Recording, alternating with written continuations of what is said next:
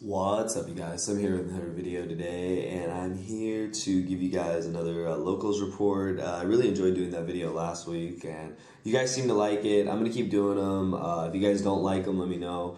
It's just really cool to play again. I played again, of course, at Core TCG, and I got top 4 again. I played Monarchs. Like I told you guys, I was gonna play Monarchs and I was gonna change up the build, and I did. I'm just gonna go through the build real quick. No one else played this build, which was awesome. This is exactly what I wanted. I wanted to test it, and I wanted to, I was really hoping that no one else is playing this build. I want to see how this build does against the mirror, different mirrors, standard mirrors, whatever kind of build. And unfortunately, I didn't play against any mirrors during the rounds, but it's still, it was built a lot differently than the other builds. You guys are going to see it is literally one card off of Mike Steinman's build. He got first place in the St. Louis Regional with. I really like that build. My brother Vexy had the deck profile, and I just loved it. From the minute I saw it, I was like, oh my god, this deck is crazy. I'll get into it. A lot of stuff is standard, but then there's some stuff that just needs explanation. So of course, 3 Ether, 3 Erebus, your best Monarchs. They just, they get your engine rolling. I was supposed to only play 1 Mega Thessalos, but I ended up having to play 2. I could not get a second Kuraz. The shop didn't have any. No one had any. The only people that had them didn't want to get rid of them, so I had to play a second Mega Thessalos. It was whatever. It was an easy side out. I really like Mega Thessalos, but I didn't like having 2. Originally, I was going to play a build where I played 3, and I'm really glad that I chose not to do that, because since it doesn't send the spells and traps to the grave, it really, it's great to see the hand, it's great to have confiscation, but I can see why playing 1 is probably always the right number. And then I played 2 regular Thestalos, so this is where it gets crazy. So normally it would be like this, but what was so crazy is that the whole point of this was hand disruption, hand control. Basically, you know what's in your opponent's hand, you get rid of problematic cards. You have the confiscation, you have Erebus, you have Thestalos. You can just go Thestalos and then tribute over for Erebus. I'll show you. I'm playing Mithra, so that's why. This card was pretty cool. Did hit a couple cards. I got a little bit of burn damage in. It is random. I try to lower, their hand as fast as possible, but it was good. I'm not sure if I'd play it again, though. I just wanted to test this out, and it was cool. So it's cool to play old school Monarchs. And then 1 Kuraz. I definitely wanted to play 2 just because being able to pop your own card is great. Plus, you guys will see in the spells and traps, you plus so much with it. So, yeah, so that was it. And then the MVP was 3 Mithra. This card is just absolutely insane. I'm not playing ID, I'm not playing Eidos. Mike didn't play them. I wanted to test it. I wanted to see, okay, why didn't you play them? This card is really amazing. I did miss Idea and Eidos a little bit. I actually missed Idea mostly for the, when it goes to grave, I can get back a banished spell. I'm not able to do that in this build, so that was the one hindrance that I noticed playing that I did kind of miss.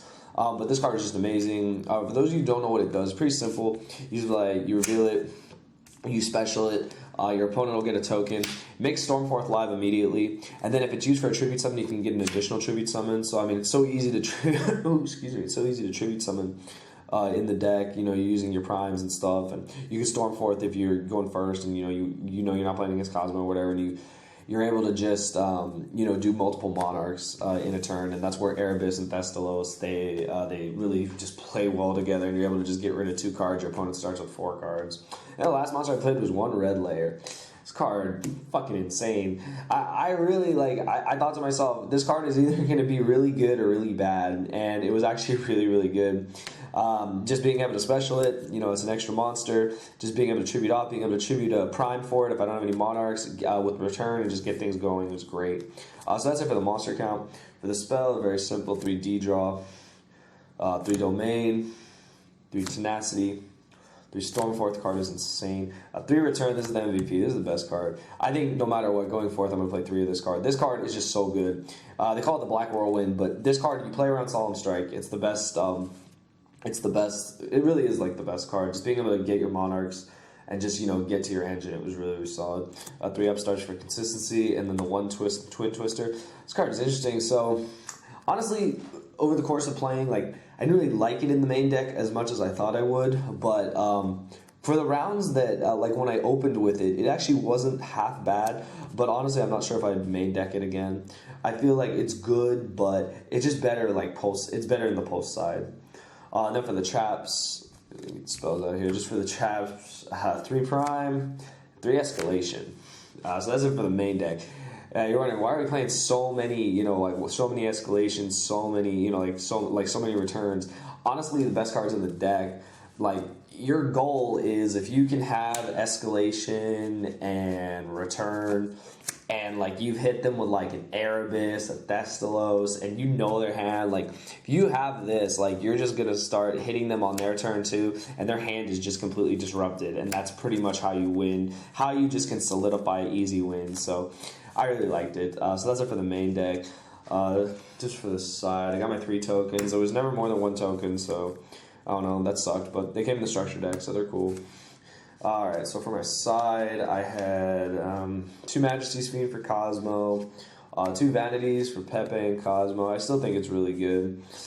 2 Valor for the Mirror, never played the Mirror. 2 Battle Fader, my freaking MVP. I'll get into that later. 2 Twin Twisters, the other 2. 2 Dark Hole. 1 Raigeki, and then 2 Curse Seal for the Mirror. Didn't play the Mirror. I literally went through my whole house looking for this shit, and I had one, and I went through like literally all my crap just to find a second one, and in the end it was for nothing, but I'm glad it was in there. I'm definitely keeping it in there, because you hit freaking Stormforth in the Mirror, it's like over. So yeah, so I guess things to really go over. I don't think I have to talk about too much. Like, I pretty much explained, you know, the goal of the deck is you want to start with Mithra, and you know, you want to go, you know, if you want to have Mithra in return, and depending on what you like, how your monarch, like what monarchs you hard draw, you basically, like, a lot of times I would start with this or Erebus. You know, since I used its effect, I get another one, and I could go Erebus. Honestly, like, you want to go Erebus and then either regular Thestalos or Mega Thestalos, because you hit 2 cards, you've got your engine rolling, so it worked out really, really well. So that was that's pretty much all I can say. And then I guess, like, the other explanations, like, for all the spells and traps, like why there's multiple escalations and stuff, I said you want to get to those cards, and it just makes your sending for Erebus and Ether a lot easier, because once you already have the cards you need, you can just send the rest, and you really don't lose any advantage doing that. As far as the side deck goes, I never use these. They'll come up one day. I actually never used the Dark Holes. I did use the Raigeki, the Twin Twisters. I didn't use them as much as I wanted to, but they were there just because it's a very, very solid card. Battle Fader was the MVP, though. I played against Mermails, and this card just saved me, especially the last round. I opened with 2 of them, a Raigeki, like no Monarchs, a Tenacity, and I don't remember, I think it was like a Prime or something, so I was like, what am I supposed to do with this hand? And I was able to stall out, and then like I drew at there, and I was like, okay, I can start rolling with things. So this card was just amazing, and then in time it saved me. So Valors were for the Mirror, never used them. And then I played against Pepe, I played against my friend Angel again. Honestly, that game, it sucked. Like, I wasn't able to really get the combo off I wanted, but I did use this, I think, against Black Wings, and then these were for Cosmo. I never played Cosmo, though. So for my round, so it was interesting. I played, like, last week I played all meta. This week I played just unexpected stuff. I had round 1, I had a really cool guy named Alberto who was playing Black Wings, and his deck was like blinged out. It was awesome. He had like the super whirlwinds, the super Icarus tags, and he really like loved the deck.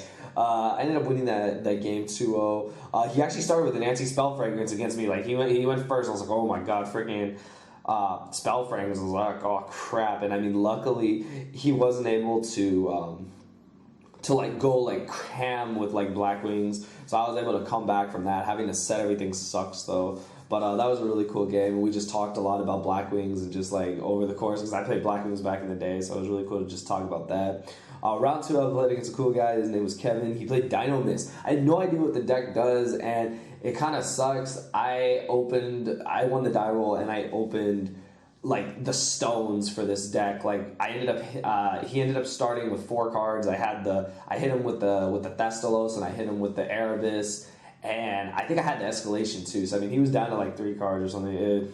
It sucked because I didn't actually get to see what Dynamis could do, but it's really cool to see someone playing something different, something, you know, out of the norm, and he really, really likes the deck. Like, after the game, we were talking about Gear, and like Machina Gear Gears and just old decks we used to play, so that was really fun. Round 3, I played my friend Angel. I won game 1. Game 2, he went first, did what Pepe does, and my hand was subpar. I tried to play, I'm trying to play into a Felgrand and stuff, and it wasn't happening. And game 3, I went first, and my hand, I looked at it again, I thought, oh man, this is not the ideal hand I wanted. I ended up having to search for a Pantheism, and I thought that would get me there, and what I drew off Pantheism was subpar. I didn't have the right utility to send enough stuff to the grave to survive, and Pepe, man. So he ended up winning, so we're even now. I beat him last week, he beat me this week. That was a great game, though. I learned a lot playing against him. And then round 4 was against my friend Dominic. He played Atlanteans. I never played against water. Now that they have Net Abyss, I was like, oh fuck, like I had not really prepared to play against that deck. Game 1, I ended up winning. I had to ask him a lot of questions though, because I wasn't really sure how the cards interacted. I know Diva is game, and 1-for-1, and into Net Abyss is game, some crazy shit. I ended up winning game 1. Game 2, he did what mermaids do. Megalo is fucking insane because they play that equip spell, makes them 32 or something, and then with all the other monsters, they with Dweller and shit, it was crazy. And then in game 3, I was talking about, Battle Fader was my freaking MVP because it saved me that game, and we ended up going into time. You guys know I hate going into time. I think it's bullshit. I'd rather play the game out and until the life points hit 0. Unfortunately, he lost because he paid too many points with Instant Fusion for the Nordens. And I did hit him with, I think I was with 1 Monarch hit or something. So in the end, I ended up winning. And I was 3-1, and I got top 4. I don't remember what my exact placing was, and then I got some Astral Pack 8s. I didn't even have time to do the opening. Brought him home. My girlfriend saw him. She wanted to open him. She opened him. We pulled a super instant fusion. So I mean, that was cool. But yeah, so that's my little locals report. I hope you guys enjoyed it. So my thoughts overall on this build of Monarchs is I really, really like it. I do. I really like it. I'm not sure if it's the build I would go with though for the San Jose Regionals coming up at the end of the month, but I do really like the theory behind it. I think that you make it so that Veiloring is pointless. You can Veilor the Monarchs, and I mean, that's cool, but you can't really Veilor my normal summon. You can't, I don't have the ideas or the Aidoses in there for you to hit them. I can summon this. I can make Stormforth live on turn 1 if need be. I'm playing multiple returns so I can search what I need. I'm playing multiple escalations so that I can, combo on your turn. And I'm able to, really just, gain the knowledge of what's in your hand.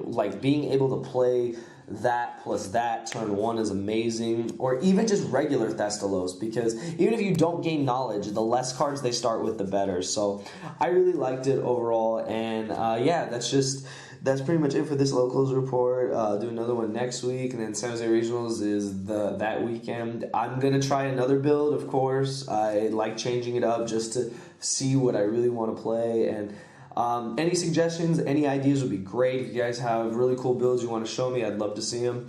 And yeah, that's all I gotta say, you guys. I hope you guys enjoyed the video. Thumbs it up, and thank you for watching.